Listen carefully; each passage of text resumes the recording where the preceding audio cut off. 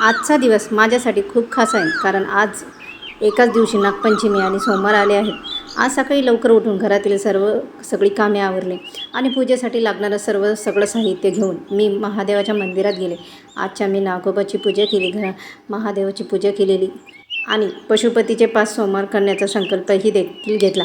पण आजच्या या भक्तिमय दिवसात माझ्यासोबत एक छोटासा अनुभव घडला, जो माझ्या मनाला खूप स्पर्श करून गेला आणि तो अनुभव मी तुम्हाला या ब्लॉगमध्ये नक्की सांगणार आहे. मंदिरातील पूजा झाल्यानंतर घरी येऊन मी शिवलीला अमृतचं 11वा अध्यायाचं पारायण केलं. नागपंचमीची कथा वाचली आणि महादेवाचं 8 नाव देखीलही घेतलं. म्हणून आजचा हा संपूर्ण भक्तिमय दिवस माझ्यासोबत शेवटपर्यंत नक्की पहा. हर हर महादेव. नमस्कार मंडळी. आज मी नेहमीपेक्षा थोडं लवकर उठले, घरातील सगळे कामं आवरून घेतली आणि आजच्या पूजेसाठी लागणारं सगळं साहित्य एकत्रित करून घेतलं. घरातून बाहेर पडताना दारात उमललेली ही सुंदर पारिजाताची फुलं पाहिली आणि सकाळची सुरुवात खूप महादेवाच्या पूजेसाठी मी ताटामध्ये सगळं साहित्य व्यवस्थित आणखी सुंदर वाटायला बेलाची पानं घेतली, धोत्र्याची फुलं घेतली, फळं घेतली, पारिजाताची फुलं घेतली, अपराजिताची फुलं घेतली, झेंडूची फुलं घेतली, पांढरी फुलं घेतली आणि हरळी दुर्वा घेतली. आजच्या पूजेची ही साधी आणि सुंदर मांडणी दाखवत आहे.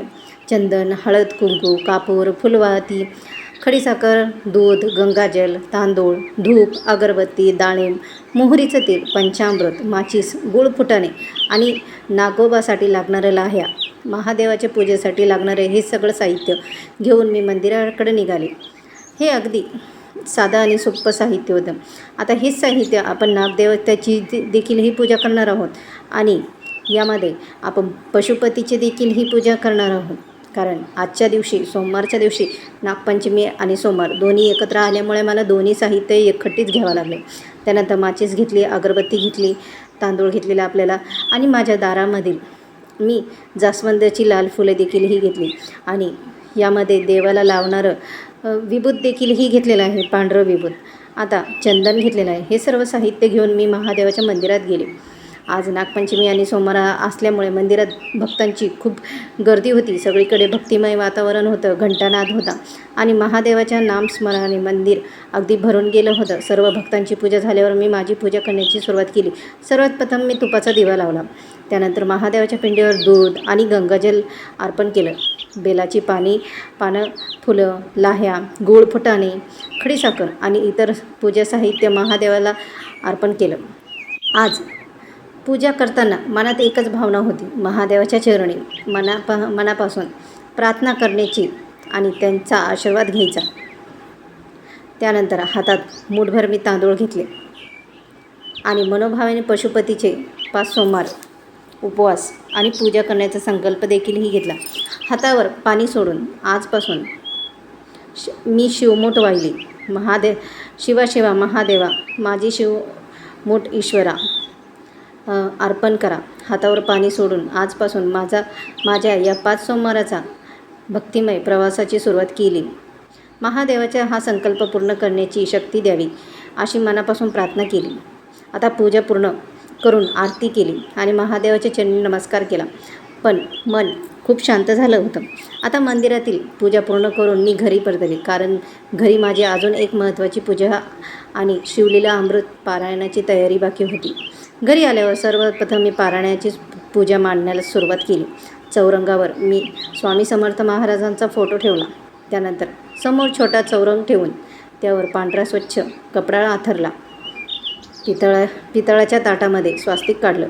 त्यावर 2 पानाची जोड ठेवून पेंड ठेवली.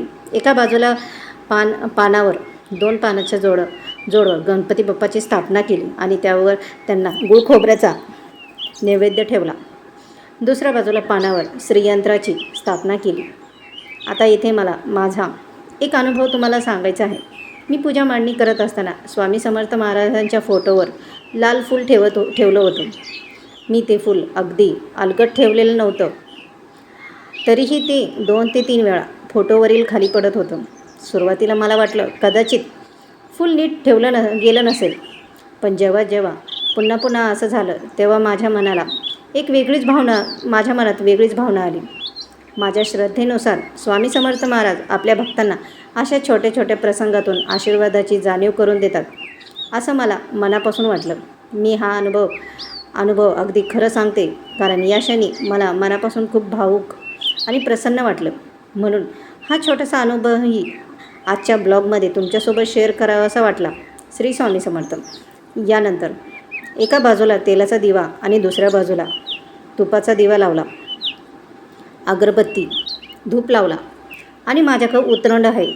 एका उतरंडमध्ये मी खाली गहू ठेवले, त्यानंतर त्यावर मी तांदूळ ठेवले, तिसऱ्या उतरंडमध्ये मी धने ठेवले, चौथ्या उतरंडमध्ये हळद ठेवली, पाचव्या उतरंडमध्ये मी कुंकू ठेवलं. अशा पद्धतीचे मी उतरण ठेवले. सर्व पूजा मी फुलं ठेवली सर्व ताटामध्ये. घरभर पसरलेला तुपाचा सुगंध, समोरचे दिवे आणि महादेवाची सुंदर मांडणी मन अगदी प्रसन्न झालं. अशा पद्धतीने मी सर्व पूजा मांडणी करत आहे. यानंतर बघा, एक ताटामध्ये इकडे दिवे लावून घेतलेले आणि ताट छान असं सजवून घेतलेलं आहे मी झेंडूच्या फुलाने. त्यानंतर मी हातात फुल, हळद, कुंकू आणि तांदूळ घेऊन संकल्प केला. आजपासून पशुपतीचे 5 सोमवार उपवास आणि पूजा करण्याची मी संकल्प केला आहे. यानंतर देवाला झेंडूची फुले, बेलाची पानं अर्पण केली, दूध, पाणी आणि तांदूळ अर्पण केलं, मनोभाव पूजा केली. बघा, अशा पद्धतीने अगदी साधे सोप्या पद्धतीची मी ही पूजा केली. यानंतर मी दुसऱ्या पाटावर स्वच्छ कपडा अंथरून घेतला, त्यावर शिवलीला अमृतचं पुस्तक ठेवलं. आज नागपंचमी असल्यामुळे सर्वप्रथम नागपंचमीची कथा वाचली, हळद कुंकू वाहिली, पुस्तकाला वाहिली, देवांना हळद कुंकू वाहिली. यानंतर मी पाठांतर करण्यासाठी सुरुवात केली. सर्वात अगोदर मी महादेवाचे 108 नाव घेतले. त्यानंतर आणि मन शांत करून सुरुवात केली. शिवलीला अमृतच्या 11वा अध्यायाचं पारायण सुरू केलं. आजचं हे वाचन करताना घरात खूप शांत आणि भक्तिमय वातावरण निर्माण झालं होतं. 11वा अध्याय पूर्ण झाल्यानंतर मी शिव चालीसा पठण केली.